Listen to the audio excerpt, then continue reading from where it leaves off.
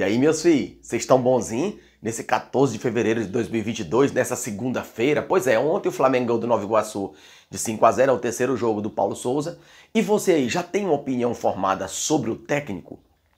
Pois é, nesses 3 primeiros jogos nós percebemos que não tem um jogador fixo para cada posição, ou seja, um lateral esquerdo pode virar um zagueiro pode virar um volante, então não há um jogador em determinada posição.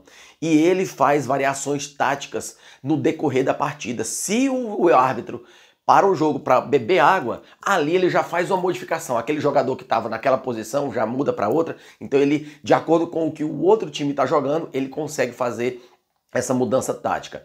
Porém, a cada partida que vai iniciar, nós não sabemos quem serão os titulares. Inclusive, aquele tal de X9 que dava a escalação bem antes, agora nem os próprios jogadores sabem quem vão jogar, porque ele dá a escalação lá no vestiário. Olha só, dessa forma, os jogadores vão ter que entender a forma com que o Paulo Souza quer que o time jogue. Paulo Souza já falou que para isso acontecer, no mínimo tem que ser umas 7 partidas. Nós estamos ainda na terceira. Estamos próximos de uma decisão aí com o Atlético Mineiro. Vamos ver aí sim, com clássicos, por exemplo, a gente perdeu um clássico contra o Fluminense, né? A segunda partida do Paulo Souza. 1-0.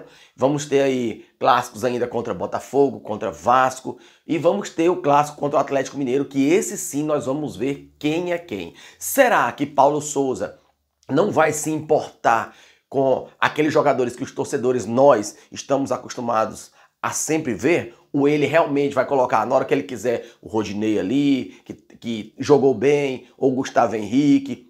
A gente sabe quem são os jogadores que os torcedores mais gostam, mas será que Paulo Souza vai se importar com isso ou não? Ou diante de um Atlético Mineiro, diante de um time mais forte, será que ele não vai ter isso? Porque, por exemplo, se a gente for ver os jogadores que os torcedores gostariam de ver hoje, por exemplo, chegou o Fabrício aí, não é? A gente não sabe como é que ele vai ser durante... causou uma boa impressão. Não sabe também como é que vai ser no decorrer do ano, mas aí Felipe Luiz, Davi Luiz e talvez o Fabrício agora, quem mais aí? O Everton Ribeiro, Arrascaeta, Bruno Henrique, Gabigol, Pedro, Andreas e Thiago Maia, porque o Arão deu uma caída de produção, mas esses citados aqui são os que a torcida, nós torcedores já conhecemos. Será que Paulo Souza vai conseguir colocar esses que eu acabei de falar juntos? Ou não, ou sempre vai ter, por exemplo, o René ali no lugar do Everton Ribeiro, porque a gente sabe que a qualidade do Everton Ribeiro para fazer uma certa jogada, uma certa triangulação ali com o Arrascaeta, para achar o Gabigol, para achar o Bruno Henrique, a gente sabe que a qualidade é melhor. Mas o pensamento do Paulo Souza não é esse. Não é o pensamento de nós, torcedores, de ter aquela qualidade dos jogadores, mas sim de exercer aquela função que ele pede.